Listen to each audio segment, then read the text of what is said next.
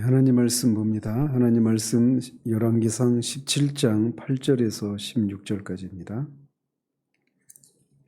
열왕기상 17장 8절에서 16절까지 같이 읽겠습니다. 여호와의 말씀이 엘리야에게 임하여 이르시되 너는 일어나 시돈에 속한 사르밧으로 가서 거기 머물라. 내가 그곳 과부에게 명령하여 내게 음식을 주게 하였느니라. 그가 일어나 사르밧으로 가서 성문에 이를 때에 한 과부가 그곳에서 나뭇가지를 줍는지라. 이에 불러 이르되 청하건대 그릇에 물을 조금 가져다가 내가 마시게 하라. 그가 가지러 갈 때 엘리야가 그를 불러 이르되 청하건대 내 손에 떡 한 조각을 내게로 가져오라. 그가 이르되 당신 하나님 여호와께서 살아계심을 두고 맹세하노니 나는 떡이 없고 다만 통에 가루 한 움큼과 병에 기름 조금뿐이라. 내가 나뭇가지 둘을 주워다가 나와 내 아들을 위하여 음식을 만들어 먹고 그 후에는 죽으리라. 엘리야가 그에게 이르되 두려워하지 말고 가서 내 말대로 하려니와 먼저 그것으로 나를 위하여 작은 떡 한 개를 만들어 내게로 가져오고 그 후에 너와 내 아들을 위하여 만들라. 이스라엘의 하나님 여호와의 말씀이 나 여호와가 비를 지면에 내리는 날까지 그 통에 가루가 떨어지지 아니하고 그 병에 기름이 없어지지 아니하리라 하셨느니라. 그가 가서 엘리야의 말대로 하였더니 그와 엘리야와 그의 식구가 여러 날 먹었으나 여호와께서 엘리야를 통하여 하신 말씀같이 통에 가루가 떨어지지 아니하고 병에 기름이 없어지지 아니하니라. 아멘.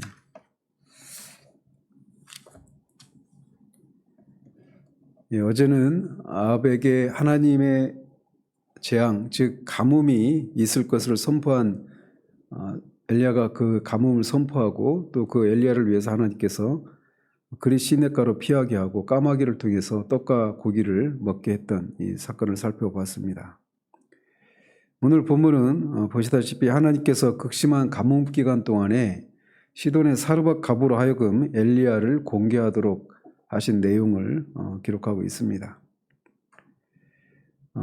엘리야를 그리 시냇가로 인도하셨던 여호와의 말씀은 이제 가뭄으로 인해서 그리 시냇물조차도 마르게 되자 이번에는 엘리야를 새로운 장소로 인도하기 위해서 다시금 엘리야에게 임합니다. 그래서 계속 이 엘리야 이야기를 계속 보면 끊임없이 엘리야에게 하나님의 말씀이 임해서 그가 어떤 말씀을 누구에게 어떤 말씀을 전해야 되는지 또 어디로 향해야 되는지 무엇을 행해야 되는지 이런 내용을 끊임없이 지시해 주시고 또 엘리야는 그 하나님의 말씀에 즉각적으로 순종해서 그 하나님이 그를 통해서 하시고자 하시는 일들이 순적하게 진행되는 것들을 보게 됩니다. 이에 비해서 이스라엘 백성들의 그 불순종한 모습과 이 하나님의 말씀에 순종하는 엘리야의 대조적인 모습이 계속해서 이 엘리야 이야기 속에 극명하게 흐르고 있음을 보게 됩니다. 엘리야에게 임한 하나님의 말씀은 일어나서 시돈에 속한 사르밧으로 가서 거기 머물라라고 말을 했습니다. 시돈은 아시다시피 아합의 아내 이세벨의 고향이 시돈입니다. 즉 시돈은 아합의 아내 이세벨의 아버지 엣바알이 다스리고 있는 이스라엘의 북쪽에 있는 그 땅이란 말이죠. 이 사르밧이 신약에서는 사렙다라고 이렇게 말을 합니다. 이런 차이는 히브리어와 아람어로 발음하는 발음상의 차이 때문에 발생하는 것인데 똑같은 그런 지역이죠. 그래서 말씀드렸다시피 엘리야 당시 시돈은 이세벨의 부친인 시돈 왕 엣바알이 다스리는 지역으로서 바알 숭배의 본거지라고 할 수가 있습니다. 그런데 그곳으로 피하라고 하나님이 명령을 내리고 있는 거예요. 따라서 이 엘리야가 인간적인 생각으로 보면 하나님이 자신에게 내린 말씀이 뭔가 착오가 있는 것 아닌가? 이런 생각을 할 수가 있습니다. 지금 자신은 이 바알 숭배에 대해서 이 우상 숭배에 대해서 하나님이 심판을 내리셔서 가뭄이 임할 것이다 라고 하는 것을 아합에게 지금 예고한 그런 상황이지 않습니까? 그리고 그 아합이 자신을 죽이려고 하는 것 때문에 지금 피해서 도망치고 있는 상황인데 바알 숭배의 본거지에 가서 숨으라? 거기 가면 한 과부가 있을 것이다. 이렇게 말씀하시는 것이 인간적인 측면에서 보면 잘 납득이 되지 않는 그런 명령이었습니다. 그럼에도 불구하고 엘리야는 이런 하나님의 말씀에 즉각적으로 순종을 합니다. 아합이나 이세벨, 엘리야도 그렇고 아합이나 이세벨조차도 이 하나님의 선지자 엘리야가 이곳에 숨어 있으리라고는 상상조차 하지 못했을 것입니다. 하나님은 계속해서 사르밧에 가면 그곳에 있는 한 과부에게 명령해서 엘리야에게 음식을 주게 하셨다라고 말씀을 하십니다. 근데 마치 이제 엘리야가 가기 전에 사르밧 과부에게 하나님이 미리 이제 말씀을 해 놓으신 것처럼 이렇게 말씀하시는데 뒤에 이 과부와 엘리야와 대화를 이렇게 보면 하나님께서 과부에게 직접적으로 내가 내 선지자를 보낼 텐데 그 선지자에게 음식을 공개하라 이렇게 명령을 내린 것으로 보이지 않아요. 그럼에도 불구하고 하나님은 까마귀에게 명령하셨듯이 과부에게도 명령하셨다 이렇게 말씀하고 있습니다. 이것은 비록 하나님께서 명시적으로 과부에게 엘리야를 공개할 것을 명령하신 말은 없지만 이 음식을 요구하는 엘리야의 이 요청을 그 과부가 이제 받아들이도록 그 마음에 역사하셨음을 나타내주고 있는 겁니다. 그리고 이것은 마찬가지로 까마귀들이 엘리야에게 음식을 가져다 준 것이 까마귀의 본성에는 어긋나는 그런 모습이지 않습니까? 그런 것처럼 이 사르밧 과부가 엘리야를 공개하는 것 역시 엘리야를 보호하기 위한 하나님의 강권적인 역사하심이다라고 하는 것을 보여주고 있는 겁니다. 이렇게 두 번에 걸쳐서 하나님은 이스라엘 백성들이 부정하다고 생각되는 까마귀와 부정하다고 생각하는 이방 여인의 도움으로 하나님의 종을 보호하시는 그런 일을 하게 하십니다. 그래서 예수님도 뒤에서 이제 신약에서도 엘리야를 이스라엘 백성이 아니라 이방 여인의 이방의 과부의 도움을 통해서 그렇게 도움을 입게 했다 이런 말씀을 하십니다. 그러면서 예수님이 선지자가 고향 땅에서는 환영을 받지 못한다라고 하는 그런 현실을 이제 엘리야의 교훈을 가지고 그렇게 들어서 말씀하십니다. 그렇게 말씀하실 때 예수님도 고향 사람들이 예수님을 메시아로 인정하지 않고 박대했던, 믿지 않았던 그런 것 때문에 이제 그런 엘리야의 사례를 들어서 그렇게 말씀을 하시기도 하십니다. 그런데 한편 이 고대 근동에서 과부는 이스라엘도 그렇고 주변에 있는 나라들도 그렇고 지금도 마찬가지죠. 남편을 잃은 그 과부는 사회적으로 가장 약자에 해당되는 사람들이라고 할 수가 있습니다. 그래서 그 당시에는 남편이 자식이 없어서 이렇게 죽게 돼서 홀로 과부가 된 사람들은 그 남편의 형제들이 남은 그 과부를 취해서 자식을 잊게 하는 이런 게 있습니다. 형사 취수제라고 하죠. 그런 것이 있었는데 이 사르밧 과부의 경우에는 뒤에 있는 것처럼 아들이 있었어요. 그렇기 때문에 그런 도움조차도 받지 못하는 정말 사회적인 약자 중의 약자였습니다. 그렇기 때문에 더더군다나 그런 극심한 가뭄이 지속되는 상황에서 그 과부가 직면한 그런 현실적인 그런 어려움은 가히 상상을 불허할 정도였을 것입니다. 그래서 뒤에서 이제 엘리야가 먼저 자신을 위해서 음식을 만들어 오라고 얘기했을 때 그 여인이 대답하는 게 이걸 남은 음식 재료를 가지고 떡을 만들고 먹고 이제 아들과 이제 죽을 작정이었다 이렇게 대답을 하는 것을 통해서 극한 상황까지 지금 몰려있는 그런 상황이었던 것을 보게 됩니다. 그럼에도 불구하고 하나님께서 그렇게 다른 사람의 도움을 받아야 될 그런 열악한 상황 가운데 있는 과부에게 엘리야를 공개하도록 하십니다. 이 하나님의 놀라운 섭리죠. 지금 내 코가 석자인 그런 상황 가운데 있는 사람에게 그 사람을 붙이셔서 그를 도우라 이렇게 하고 계신 거예요. 여기도 하나님의 놀라운 섭리가 있습니다. 더더군다나 그 여인은 엘리야가 그토록 혐오하는 바알 종교의 원산지인 시돈에 살고 있는 이방 여인이었습니다. 하나님의 구원사에게 심오한 그런 섭리가 담겨 있죠. 즉 하나님은 약한 자를 택하셔서 강한 자를 부끄럽게 하시는, 미련한 자를 택하셔서 지혜로운 자들을 부끄럽게 하시는 이런 하나님의 섭리를 여기에서 볼 수가 있는 겁니다. 그래서 신약에서도 누가복음 10장에서도 강도 만난 그 사람을 돕는 사람이 제사장이나 레위인이 아니라 오히려 이스라엘 사람들이 부정하게 생각하는 사마리아 사람이 그 강도 만난 사람을 자신의 자비를 다 털어서까지 그렇게 돕는 일을 한단 말이죠.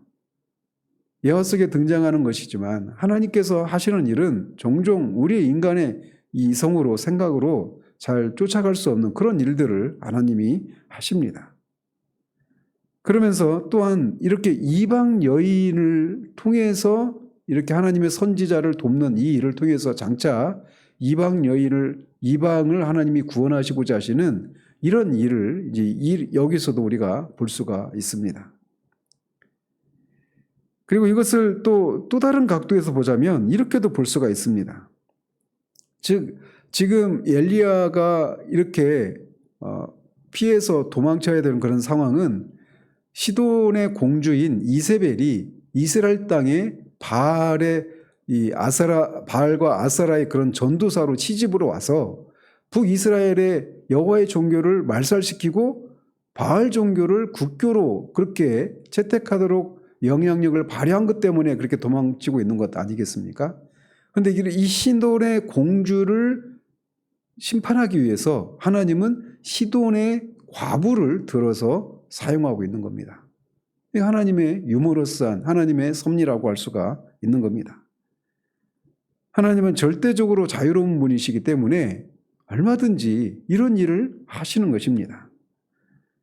모세가 바로의 궁전에서 자라고 또 다윗이 블레셋 가드 땅에서 그렇게 생명 싸개 속에 그렇게 보호를 받게 하시는 그런 일을 하시는 것처럼 정말 이렇게 역설적이게도 이방 여인 시돈의 공주 이세벨을 심판하시기 위해서 시돈의 과부를 들어 쓰셔서 하나님의 종을 그렇게 공개하도록 하시는 이런 하나님의 섭리를 여기서 볼 수가 있습니다. 따라서 우리는 엘리야가 이 하나님의 말씀을 듣자마자 원문에 따르면 즉각적으로 거처를 옮겨서 시돈 땅 사르밧으로 가는 그렇게 순종하는 것처럼 하나님이 우리에게 요구하시는 것이 종종 우리의 이성과 합리적인 그런 생각으로는 잘 이해가 되지 않는 그런 것이라 할지라도 그게 하나님의 뜻이라면 즉각적으로 순종하는 이런 것이 우리에게 요구된다고 할 수가 있습니다. 이렇게 엘리야는 하나님의 말씀에 즉각적으로 순종해서 사르밧 성읍에 이르게 되었는데 그가 성문에 이를 때에 한 과부가 그곳에서 나뭇가지를 줍고 있는 것을 보았습니다. 근데 이제 우리말 성경에는 번역을 생략했는데 원문에 보면 보라라고 하는 와힌네라고 하는 그런 단어가 있습니다. 즉 그 원문의 뉘앙스를 살려서 이 상황을 다시 한번 말씀을 드리면 엘리야가 하나님의 말씀대로 사르밧으로 가서 성문에 이르자마자 보라, 그가 성문에 도착하자마자 하나님이 그를 공개할 것이라고 말한 그 과부가 있지 않은가 이런 뉘앙스로 전하고 있는 겁니다. 이 얼마나 놀라운 하나님의 예비하심인가 이런 의미로 이 본문을 전하고 있어요. 그래서 하나님의 지시하심을 받은 엘리야에게 이 나뭇가지를 줍기 위해서 성문에 나온 여인은 마치 자신을 영접하기 위해서 성문까지 나온 하나님의 사람으로 느껴졌을 것입니다. 엘리야에게 말이죠. 한편 사르밧 과부가 거리에서 흩어져 있는 나뭇가지를 주우려고 나온 까닭은 그것을 땔감으로 사용하기 위해서였습니다. 이것을 통해서도 그가 얼마나 군박한 처지에 있는가라고 하는 것을 볼 수가 있죠. 그녀가 부유한 그런 과부였다라면 종을 시켜서 나무 땔감을 가져오게 하든지 아니면 시장에 가서 땔감을 사든지 그렇게 했을 것인데 여기 와가지고 직접 그렇게 땔감을 주우러 나온 이런 모습을 통해서도 그녀가 처한 상황이 얼마나 그렇게 궁박한 상황인가라고 하는 것을 보여줄 수 있습니다. 그 여인에게 엘리야는 마실 물 한 그릇을 달라고 요청을 합니다. 그리고 그 여인이 그 물을 달라고 하는 부탁을 거절하지 않자 이번에는 과부에게 좀 더 무리한 부탁을 합니다. 즉 여인의 손에 떡 한 조각을 자신에게 가져오라라고 하는 것이었습니다. 그러니까 아무리 소량이라 하더라도 이런 극심한 가난 중에 있는 가문 중에 있는 가난한 과부에게 음식을 청하는 것은 무리한 요청이라고 할 수가 있죠. 그럼에도 불구하고 엘리야가 이렇게 요청을 합니다. 이것은 엘리야의 입장에서 보면 그녀가 하나님이 준비하신, 그렇게 하나님이 말씀하신 그 사람인지 아닌지를 분명히 하고자 하는 그런 의도가 있었을 것입니다. 당시 우리가 뒤에서 이제 보겠지만 이 당시에 이미 이세벨과 아합이 여호와의 선지자들을 다 죽이는 일들을 했었단 말이에요. 그래서 여호와의 선지자들이 막 숨어 지내게 되고 그런 상황이었단 말이죠. 그런 시대에 이 하나님의 선지자를 숨겨줄 뿐만 아니라 그를 음식을 공개한다? 이것은 쉽지가 않은 상황이었죠. 더더군다나 이방 여인 이세벨의 출신지인 그 시돈에 살고 있는 사르밧에 살고 있는 과부에게 과부가 그런 일을 할 것을 기대하는 것은 엘리야 입장에서는 쉽지가 않은 거예요. 자신의 목숨을 그 여인이 그 여인인지 확실하지 않은 상태 가운데서 자신의 목숨을 그렇게 맡기는 것은 쉽지 않은 것이었기 때문에 엘리야 입장에서는 이런 무리한 부탁을 듣는 것을 통해 그녀가 정말 하나님이 준비하신 사람인지 아닌지를 확인하고 싶은 마음이 있었던 것이죠. 그래서 엘리야는 그녀가 그의 요구를 거절하지 않자 이렇게 이것을 확인하기 위해서 재차 무리한 그런 요청을 하게 된 것입니다. 그러자 엘리야의 이런 두 번째 청에 그 여인은 당신의 하나님 여호와의 살아계심을 두고 맹세하노니라고 말을 하면서 자신에게는 떡이 없고 다만 통에 가루 한 움큼과 병에 기름이 조금 있을 뿐이다 라고 말합니다. 그리고 이제 이 나뭇가지를 두어 개 주워다가 그것을 가지고 음식을 만들어서 먹고 이제 우리가 둘이 이제 죽을 작정이다. 이제 더 이상 먹을 게 없으니까 이제 이제 최후의 만찬을 가지고 이제 죽을 것이다. 이렇게 대답을 합니다. 여기서 이제 여인이 당신의 하나님 여호와의 살아계심을 두고 맹세하노니 이렇게 말을 했다고 해서 이 여인이 여호와의 신앙을 가진 여인이었다. 이렇게 속단할 수는 없습니다. 당신의 하나님, 나의 하나님 여호와의 살아계심을 두고 이렇게 말하지 않고 당신의 하나님 여호와의 살아계심을 두고 이렇게 말하는 것을 통해서도 우리가 유추할 수가 있죠. 다만 이 여인의 입장에서 보면 엘리야가 이스라엘 사람이라고 하는 그런 행색을 보니 이스라엘 사람이고 말을 들어봐도 이스라엘 사람이라고 하는 것을 알 수 있지 않겠습니까? 그래서 왕래가 잦은 지역이었기 때문에 이스라엘의 민족 신인 여호와의 이름을 그렇게 사용하고 있는 겁니다. 그래서 자신이 말하는 것이 그렇게 이스라엘 하나님 여호와의 이름을 걸고 말할 정도로 이렇게 진실한 것이다. 이렇게 자신의 말의 그 진리를 강조하기 위해서 이런 표현을 하고 있을 뿐이지 여호와의 신앙을 가지고 있기 때문이다. 이렇게 속단할 수는 없습니다. 그럼에도 불구하고 그런 상황이기 때문에 이 과부가 엘리야를 공개할 이유가 또 숨겨질 이유가 그런 가능성조차도 전혀 없다라고도 할 수가 있는 겁니다. 따라서 그런 상태의 여인이 엘리야를 돕는다라면 어제 살펴본 것처럼 이 미물인 까마귀가 엘리야를 돕는 것이 기적인 것처럼 이 여인이 엘리야를 돕는 것 또한 기적이라고 할 수밖에 없는 것입니다.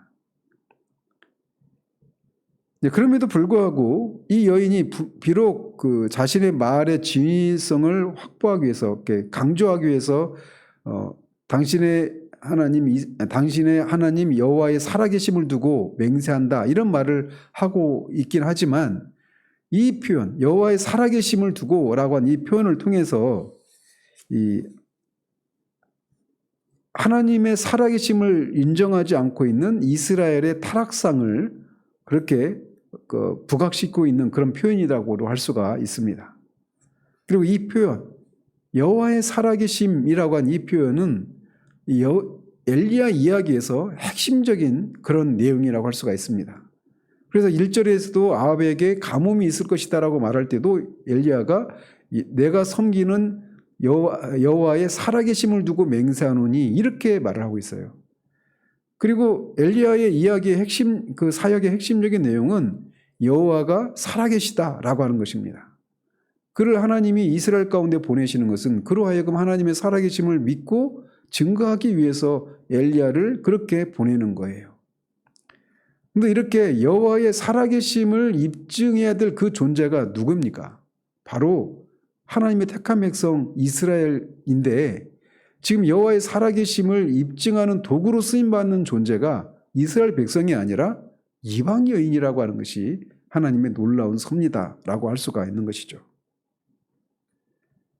따라서 이 여인이 이 아들과 함께 마지막으로 음식을 먹고 난 후에는 죽으리라 라고 한 말이 과장이 아닌 여인의 입장에서 보면 처절한 그런 답변이었습니다. 그런 처지에 있는 여인에게 엘리야가 떡 한 조각을 요구하는 것은 그녀에게 남아있는 마지막 그 모든 것을 다 요구하는 것이나 다름없는 거예요. 그래서 이 요구는 그녀의 생명을 담보로 그렇게 요구하는 그런 무리한 요구였다라고 할 수가 있습니다. 굉장히 가혹한 그런 요구였죠. 그런데 기근으로 인해서 이렇게 아사 직전에 놓여 있다고 하는 이런 과부의 하소연에도 아랑곳하지 않고 엘리야는 먼저 자신에게 먹을 것을 가져온 후에 그녀와 그녀의 아들을 위해서 먹을 것을 만들라라고 요구합니다. 엘리야에게 주면 남은 것이 없단 말이에요. 그런데도 엘리야가 이렇게 가혹하리만치 그런 무리한 요구를 여인에게 합니다. 따라서 이런 요청은 그녀에게는 굉장한 고통을 안겨주는 것이었어요.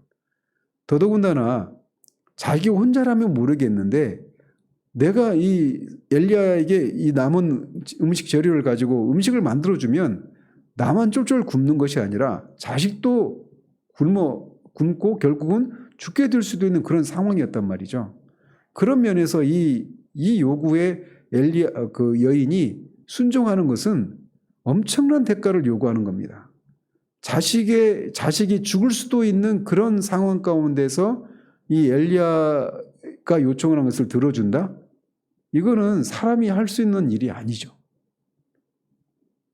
그리고 엘리야가 뒤에 이제 말하고 있는 것처럼 여호와께서 이 가뭄이 끝날 동안에는 그 통에 있는 가루와 병에 있는 기름이 떨어지거나 없어지지 않는다 이렇게 말씀하셨는데 그 내용도 여인 입장에서 보면은 눈에 보이는 것도 아니지 않습니까?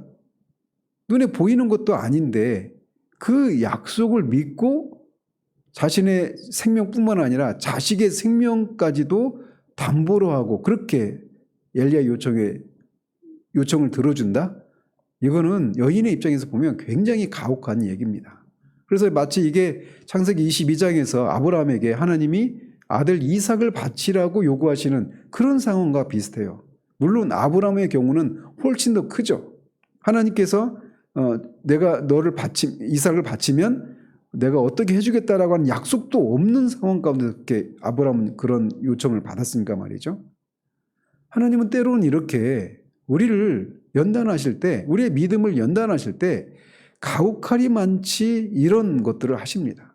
그 중에 가장 큰 고통이 무엇이냐면 사랑하는 사람을 희생해야만 하는 것. 하나님의 뜻에 순종해야 할 때 우리가 사랑하는 사람에게 상처를 주고 때로는 그 사람을 잃어버릴 수도 있는 그런 상황 가운데 극한 상황 가운데 우리를 두신다라는 겁니다. 그런 믿음의 극한 상황 가운데 통해서 우리의 애정을 훈련시키는 거예요. 우리가 누군가를 사랑하고 누군가를 아끼고 그를 돌보는 거 이거 하나님 우리에게 요구하시는 것입니다. 그런데 그 애정조차도 하나님의 그런 연단을 통과해서 그 애정이, 그 사랑이 거룩하고 순결하고 하나님 앞에 온전한 그런 것으로 되기 위해서 하나님께서는 때로는 이렇게 가혹하리 많지 우리를 그렇게 하나님의 뜻에 순종해야 되는 그런 극한 상황까지 우리를 두시기도 하셔요. 그래서 아브라함도 이삭을 바치는 그런 과정을 통해서 이삭을 순전하게 사랑할 수 있게 됩니다. 이 여인도 마찬가지예요. 그리고 우리도 마찬가지입니다. 저도 하나님 앞에 이렇게 신학을 해야 된다라고 하는 이런 마음의 부담을 가지고 그렇게 이제 신학을 해야 되겠다. 직장 그만두고 신학을 해야 되겠다. 이런 마음의 결정을 할 때 가장 큰 걸림이 저희 아버지였어요. 제가 외아들이지 않습니까? 그래서 아들을 의지하는 그런 마음이 있으시단 말이에요. 근데 내가 아버지를 더 이상 도와드릴 수가 없다라고 하는 것을 말해주는 것 아니겠습니까? 제가 이제 목회를 한다라는 얘기가. 근데 그런 상황 가운데 우리 하나님이 두신다라는 거예요. 그래서 애정의 문제를 이렇게 하나님의 성령의 그런 이 훈련의 과정을 통해서 연단받고 그래서 그런 것에 있어서도 우리가 죽고 다시 살아나는 이런 과정이 없으면 우리가 누군가를 순전하게 온전하게 사랑할 수가 없는 겁니다.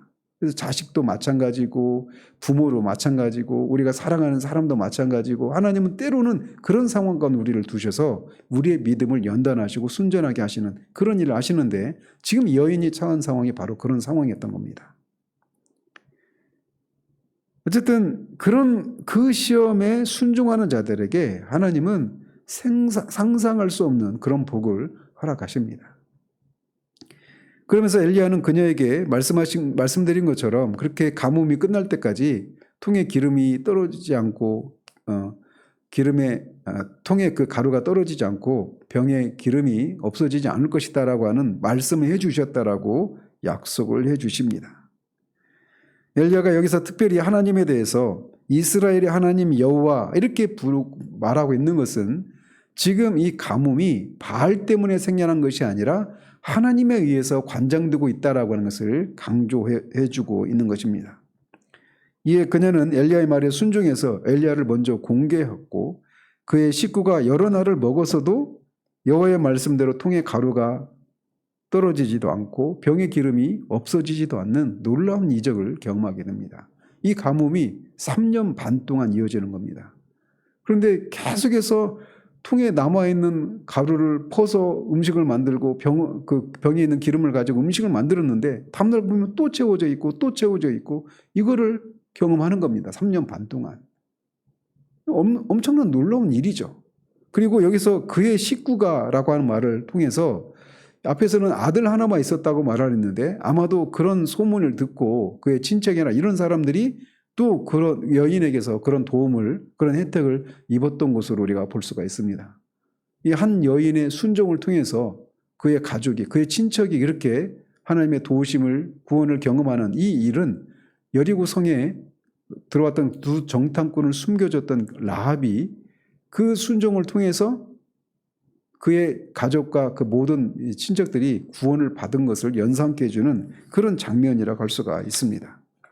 어쨌든 하나님은 이렇게 여호와의 살아계심을 입증하기 위해서 그렇게 택함받은 이스라엘 백성들에 의해서 여호와의 살아계심이 드러나는 것이 아니라 이방 여인을 통해서 여호와의 살아계심을 입증하는 이런 일을 하십니다. 그리고 그런 과정 가운데 이방 여인의 그 순종을 통해서 엘리야의 순종을 통해서 이런 일을 하고 계십니다. 마찬가지로 우리의 존재 이유도 바로 거기에 있습니다. 우리의 존재와 삶을 통해서 하나님의 살아계신 하나님이심을 성경 속에 갇혀 계시는 그런 사변적이고 철학자의 하나님이 아니라 아브라함과 이삭과 야곱의 하나님, 우리 주 예수 그리스도의 하나님, 살아계신 하나님이시라고 하는 것을 우리가 과부와 같이 그냥 버려져 있는 존재들이 아니라 하나님의 통치와 돌보심과 인도함을 받고 있는 존재라고 하는 것을 우리의 존재를 통해서 드러내서 하나님이 영광을 받으시는 그것을 위해서 우리가 존재하는 것입니다. 이 하루도 그 존재에 합당한 그런 삶을 살아갈 수 있는 그런 은혜가 있기를 바랍니다. 그 시작은 뭐냐? 하나님의 뜻에 순종하는 것입니다. 기도하겠습니다. 하나님 아버지, 이번에는 하나님이 이방 여인의 도움을 통해서 하나님의 종 엘리야를 그렇게 생명을 보존하게 하시는 일을 하시는 과정을 살폈습니다. 하나님, 이 본문이 우리에게 시사해 주는 바가 참으로 많은데 우리에게 이 말씀을 더 깊이 깨달을 수 있도록 도우시고 우리의 삶과 존재를 통해서 이 이방 여인을 통해서 하나님의 살아계심이 그렇게 드러나게 되었던 것처럼 우리의 삶과 존재를 통해서도 하나님의 살아계심이 드러나고 우리가 과부와 같이 버려진 존재가 아님을 하나님 참으로 드러내셔서 하나님의 합당한 존귀와 영광과 사랑을 받으시는 일들이 있게 되기를 소원합니다. 우리 주 예수 그리스도 이름으로 기도합니다. 아멘.